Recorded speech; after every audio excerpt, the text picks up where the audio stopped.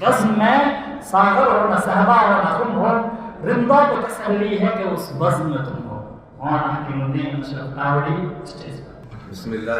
قابل مبارکباد عزیزم مفتی محمد طارق سلیم صاحب ندوی حفظہ اللہ تعالیٰ برآں نے بہت ہی عظیم الشان اور حوصلہ افزا یہ پروگرام منعقد کرایا۔ میں اس پر آپ کا مشکور بھی ہوں، آپ کو مبارکبادی بھی پیش کرتا ہوں۔ اللہ تعالیٰ سے دعا ہے کہ اللہ تعالیٰ اس ادارے کو دن دوگنی رات چوگنی ترقیات سے نوازے، اور مفتی صاحب جس سمت میں اس ادارے کو لے جانا چاہتے ہیں اللہ تعالیٰ کے حوصلوں کو بلند فرمائے اور اس میں کامیابی عطا فرمائے۔ عزیز طلباء، آپ لوگوں نے نعتیہ مسابقہ پیش کیا، 15 بچوں نے حصہ لیا۔ ماشاءاللہ ہر بچے کا انداز اور ہر بچے کا ایک لہجہ عجیب تھا، ایک سے ایک بڑھ کر آپ لوگوں نے اپنی صلاحیتوں کا مظاہرہ کیا، یہ بہت اچھی بات ہے، اور آپ کی زندگی کے لیے یہ بہت اچھا ایک رخ ہے۔ یہ دنیا مسابقات کی اور کمپٹیشن کی دنیا ہے، اس میں جو آگے بڑھتا ہے وہی کچھ پا لیتا ہے۔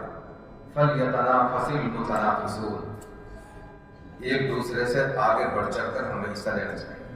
اللہ تعالیٰ آپ کے حصے لینے کو بہت قبول فرمائے، اور اللہ تعالیٰ نے آپ کو جو صلاحیتیں دی ہیں ان کو بروئے کار بیان لانے کی توفیق عطا فرمائے، ویسے مواقع آپ کو مہیا فرمائے۔ عزیز بچوں، آپ سے بہتر اس سرزمین پر کوئی مخلوق نہیں ہے۔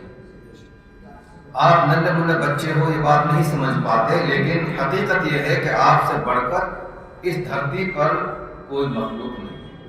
آپ سب میں بہترین مخلوق، بہترین انسان ہو۔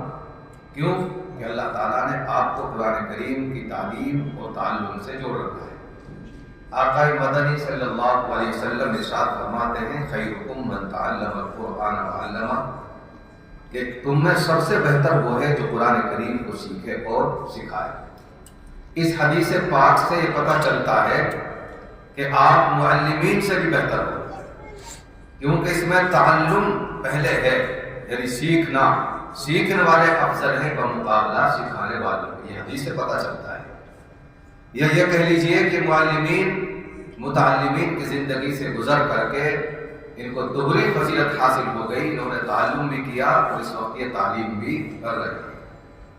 بہرحال اللہ نے آپ کو موقع عنایت فرمایا، آپ قرآن کریم کی تعلیم سے جڑے ہوئے ہیں، اور آپ کے والدین نے آپ کو وقت دیا ہے، پیسہ خرچ کرتے ہیں، اور ہمارے عزیز مفتی طارق سلیم صاحب ندوی آپ کے لیے بیچارے مارے پھرتے ہیں، سال میں کئی پروگرام کراتے ہیں تاکہ آپ کو اچھا بات کرنے کا موقع ملے، آپ کی صلاحیتیں اجاگر ہوں۔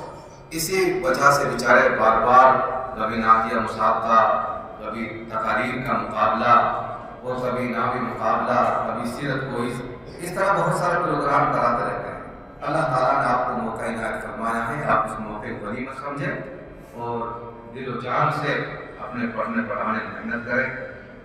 اللہ تعالیٰ اس ادارے کو مزید ترقیات سے نوازے، اور عزیز مفتی طارق سلیم صاحب ندوی کو اللہ تعالیٰ لمبی عمر، صحت اور عافیت کے ساتھ عطا فرمائے۔